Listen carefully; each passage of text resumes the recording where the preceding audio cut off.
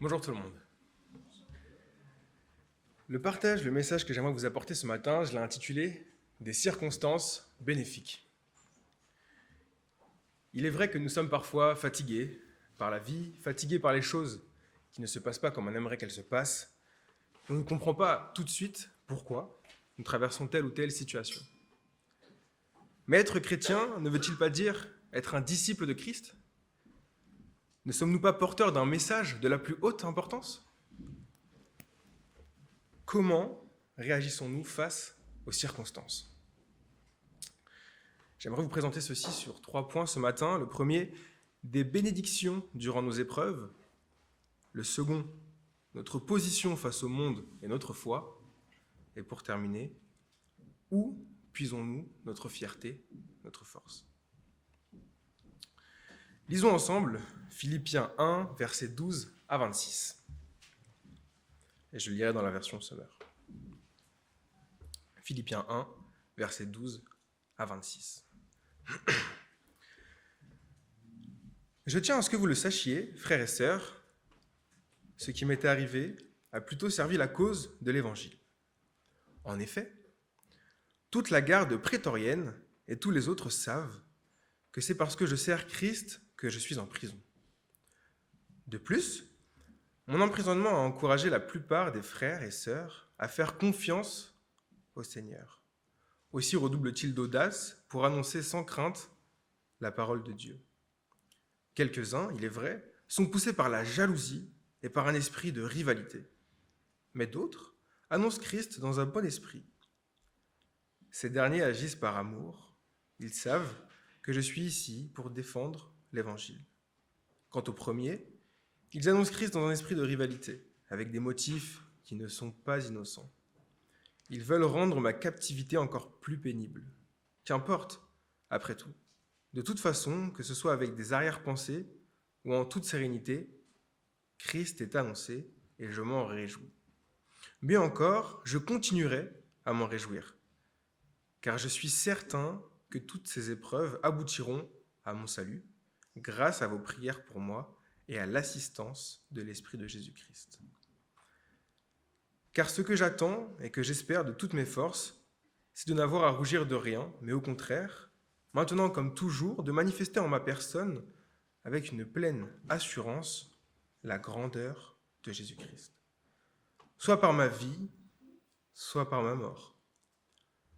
Pour moi, en effet, la vie, c'est Christ, et la mort est un gain.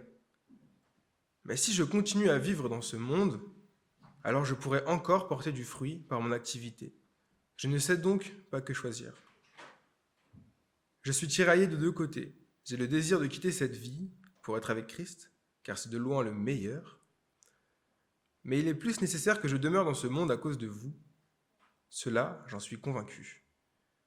Je sais donc que je resterai et que je demeurerai parmi vous tous pour contribuer à votre progrès et à votre joie dans la foi. Ainsi, lorsque je serai de retour chez vous, vous aurez encore plus de raisons, à cause de moi, de placer votre fierté en Jésus-Christ. Des bénédictions durant nos épreuves. Nous voyons dès le début au verset 12 qu'encore une fois, Paul est emprisonné. Comme cela lui est déjà arrivé auparavant, c'est un peu la routine pour lui. Il ne peut s'empêcher de vouloir témoigner et il ne loupe pas une occasion, pas une seule. Et grâce à Dieu, les situations compliquées tournent à son avantage. C'est une aubaine. Il est emprisonné et qui le surveille ? La garde prétorienne. Pour ceux qui ne savent pas, c'est un peu comme la garde républicaine pour nous. Ce sont des soldats d'élite qui accomplissent des missions au profit des plus hautes autorités. Donc ce n'est pas n'importe quelle personne qui le garde. Et c'est une preuve que la parole peut vraiment atteindre n'importe quelle personne. C'est bien pour cela qu'on l'appelle la Bible, la parole vivante. Elle ne reste pas dans notre cœur et elle voyage jusqu'à atteindre des milieux fermés. Imaginons que je suis au centre-ville de Rueil, ou bien à la gare de Rueil, et que je proclame l'Évangile. Je me ferai sûrement arrêter pour peut-être trouble à l'ordre public. Et est-ce qu'il me viendrait à l'idée de dire « Chouette, je vais pouvoir leur parler de l'Évangile » Ou alors, bah zut, que vont penser ces personnes à la gare ou au centre-ville qui m'ont entendu? Est-ce que je serai à l'heure au travail demain? Parce que qui dit euh, les forces de l'ordre qui viennent, garde à vue, etc., ça prend du temps. Est-ce que je dirais aussi, je suis loin de ma voiture, parce que je suis venu en voiture? Ou combien va me coûter le parking? Et quelle serait votre réaction? Kylian fait n'importe quoi. Si on fait comme lui, on va aussi se faire arrêter. Ou bien sa femme aurait pu lui dire de ne pas le faire. Verset 14. De plus, mon emprisonnement a encouragé la plupart des frères et sœurs à faire confiance au Seigneur. Aussi, redouble-t-il d'audace pour annoncer sans crainte la parole de Dieu. Voilà que ce n'est pas la réaction que les frères et sœurs ont eue. L'emprisonnement de Paul les a encouragés à faire confiance au Seigneur et à annoncer la parole sans crainte. Je pense que nous devons nous questionner sur les réactions que nous pouvons avoir face aux opportunités que le Seigneur nous donne. Je repense au témoignage entendu la semaine dernière. Le Seigneur a permis qu'une sœur ayant la volonté de venir nous visiter, de venir à notre culte, puisse sur le chemin, en allant jusqu'ici, rencontrer une sœur de cette assemblée qui a pu la guider jusqu'ici. N'est-ce pas merveilleux? Mais si cette sœur en question n'avait pas voulu lui indiquer le chemin, étrange, et qu'elles deux se seraient retrouvées au même endroit, donc ici même, les deux personnes auraient été gênées. L'une de ne pas avoir été bien accueillie, et l'autre de ne pas l'avoir aiguillée. Dans un contexte occidental où nous sommes libres, à plus forte raison, nous devrions nous sentir à l'aise de parler. Ne serait-ce que de notre témoignage. Si ce n'est pas en parole, que ce soit en acte au moins. Aucune loi nous demande de nous taire. Au contraire, les commandements que nous donne notre Père, et le plus grand en Matthieu 22, verset 36, jusqu'au verset 39, « Maître, quel est dans la loi le commandement le plus grand ?» Jésus lui répondit, « Tu aimeras le Seigneur, ton Dieu, de tout ton cœur, de toute ton âme et de toute ta pensée. C'est là le commandement le plus grand et le plus important. Et il y en a un second qui lui est semblable, tu aimeras ton prochain comme toi-même. »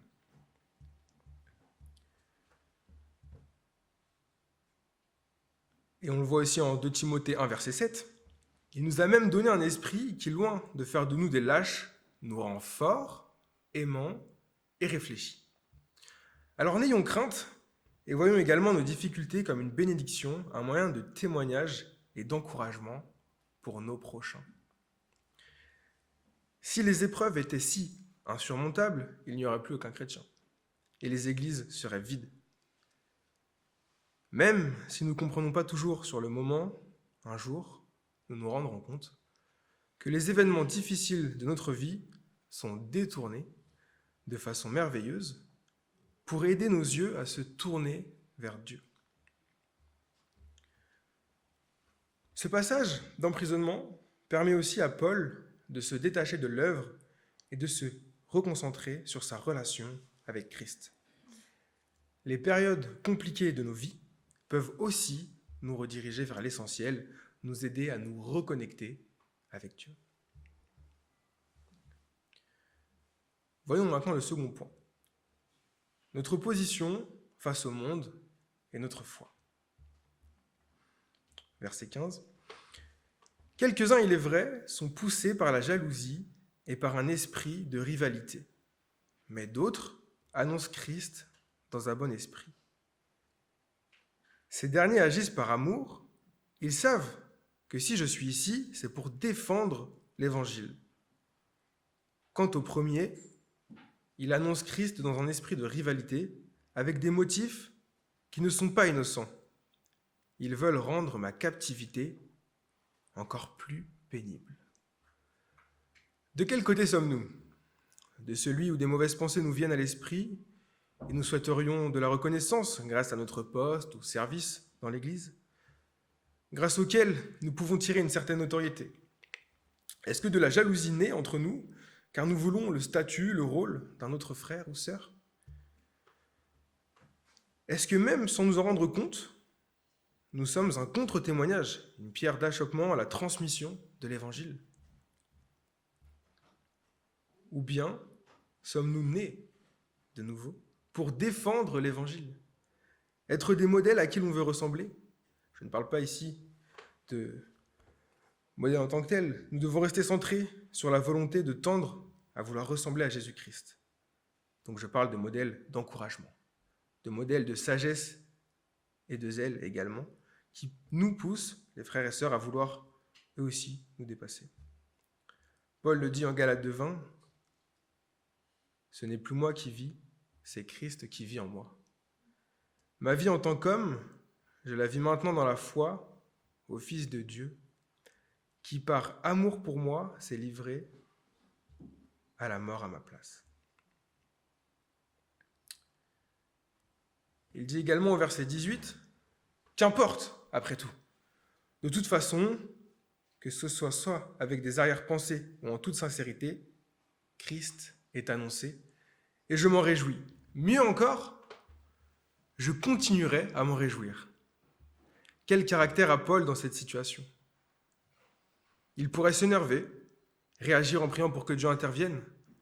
Il pourrait aussi s'apitoyer sur son sort. Alors que peu importe ce qu'il traverse et comment agissent les autres envers lui, le plus important, c'est que Christ soit annoncé. Cela montre bien la relation ancrée qu'il a tissée avec l'Éternel. Une relation qui ne laisse pas d'autre place pour une pensée humaine que la pensée divine, la pensée de Christ seul. Ne devons-nous pas nous inquiéter sur la manière avec laquelle on a peur d'être traité? Comme Paul, en toutes circonstances, nous pouvons nous réjouir de la puissance de la parole et du rayonnement de notre Seigneur. Versets 19 et 20.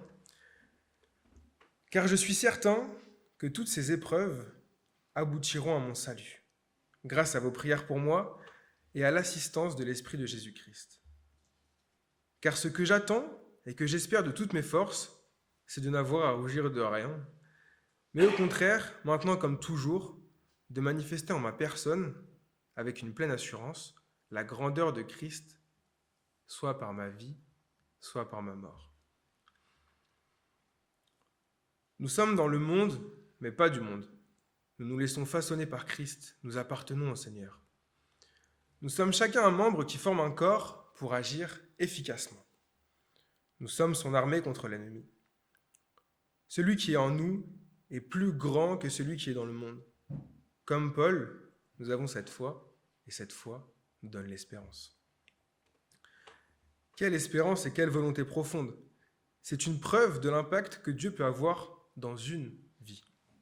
Passer de Saul à Paul, de bourreau à martyr, il a été brisé pour devenir un serviteur fidèle. Dieu l'a choisi, lui, avec ses antécédents, pour répandre la parole. Voyez ce qu'il a accompli avec Saul, alors imaginez ce qu'il peut faire avec chacun d'entre nous si nous tenons ferme nos positions. Nous arrivons au troisième et dernier point. Où puisons-nous notre fierté? Verset 21. « Pour moi, en effet, la vie, c'est Christ, et la mort est un gain. Mais si je continue à vivre dans ce monde, alors je pourrai encore porter du fruit par mon activité. Je ne sais donc pas que choisir. Je suis tiraillé de deux côtés. J'ai le désir de quitter cette vie pour être avec Christ, car c'est, de loin, le meilleur. » Aujourd'hui, le monde peut paraître attractif. L'évolution de la technologie peut nous rendre matérialistes. La société dans laquelle nous vivons nous fait consommer plus que nos réels besoins. N'importe lequel de nos désirs peut se réaliser en un temps record, à l'instar d'Amazon avec son service Prime ou aux différents drive et click and collect, aux réseaux sociaux, à la Bible sur son téléphone et autres diverses applications. Tout est fait pour nous faciliter la vie, soi-disant, et nous faire gagner du temps. Mais est-ce qu'on gagne réellement du temps? Et si oui, comment considérons-nous ce temps gagné, happé par le quotidien et les divertissements? voyons ici que Paul aime tellement le Seigneur qu'il considère que la mort vaut plus que la vie. Il est prêt à laisser même les églises, la communauté de frères et sœurs avec qui il correspond pour aller près de son Sauveur et Seigneur. Preuve qu'il s'est entièrement dévoué, il a pesé le pour et le contre, et il a choisi de désirer Dieu plus que toute autre chose.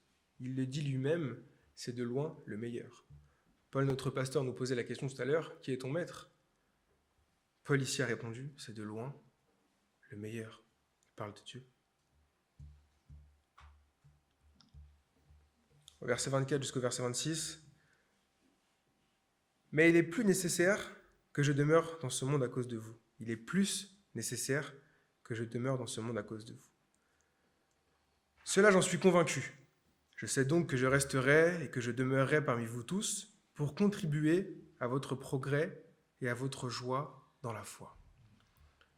Ainsi, lorsque je serai de retour chez vous, vous aurez encore plus de raisons, à cause de moi, de placer votre fierté en Jésus-Christ.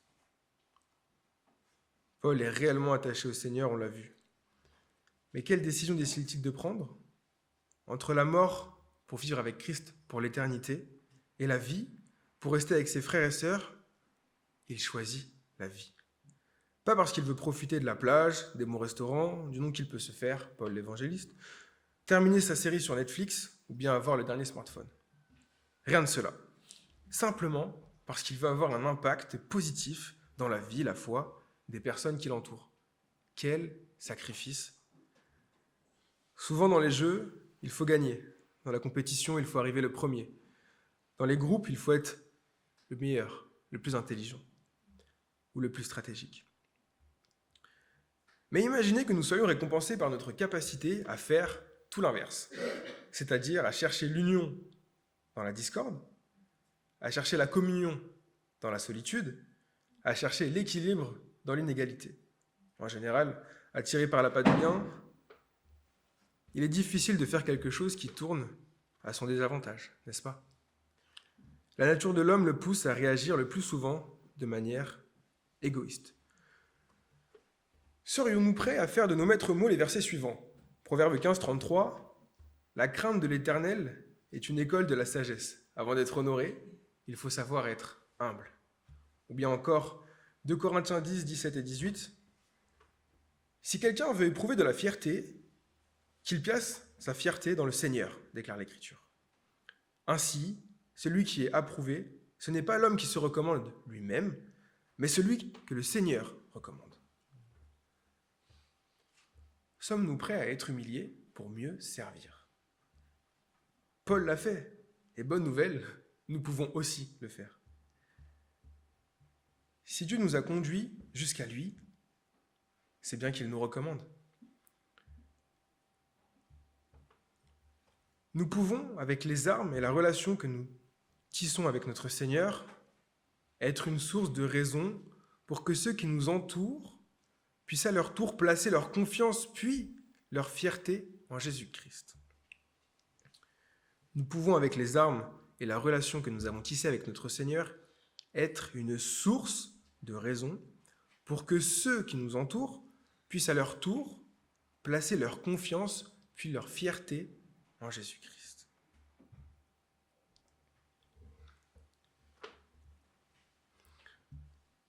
Pour conclure, nous avons traversé des épreuves, nous en traversons sûrement, et nous en traverserons encore. Mais ce n'est pas un hasard, et ce n'est pas par hasard. Il ne faut pas le percevoir comme une fatalité, car il en découle des bénédictions. Grâce à elle, notre foi est éprouvée, notre relation avec Dieu se voit renforcée, et nous sommes un encouragement pour les autres. Malgré les modes, les tendances et les courants actuels, il ne faut pas que nous nous laissions emporter. Notre foi fait notre force. Que ce trésor que nous possédons puisse être partagé par le plus grand nombre. Circonstance est un mot souvent perçu comme négatif. Une fois que nous entendons ce mot, la suite n'est pas toujours joyeuse. Alors je vous propose de transformer les circonstances en occasion, possibilité. Que peu importe la situation dans laquelle nous nous trouvons, peu importe la difficulté de cette situation, nous ayons la même réflexion que Paul. Au verset 18, « Qu'importe ce qui compte, c'est que Christ soit annoncé. » Et c'est en continuant de demeurer en Jésus-Christ que nous tirons notre plus grande fierté. Si je devais vous laisser avec une réflexion pour la semaine qui arrive, j'aimerais vous laisser celle-ci, de Timothée 4, verset 6. « Car en ce qui me concerne, je suis prêt d'offrir ma vie comme une libation pour Dieu. Le moment de mon départ est arrivé. J'ai combattu le bon combat, j'ai achevé ma course, j'ai gardé la foi. Telle une couronne, la justice que Dieu accorde est déjà préparée pour moi. Le Seigneur, le juste juge, me la remettra au jour du jugement, et pas seulement à moi, mais à tous ceux qui, avec amour, attendent sa venue. » C'est encore une fois Paul qui le dit. Que cet exemple puisse nous encourager durant les semaines à venir, et que peu importe les circonstances, nous soyons toujours guidés par Christ. Amen.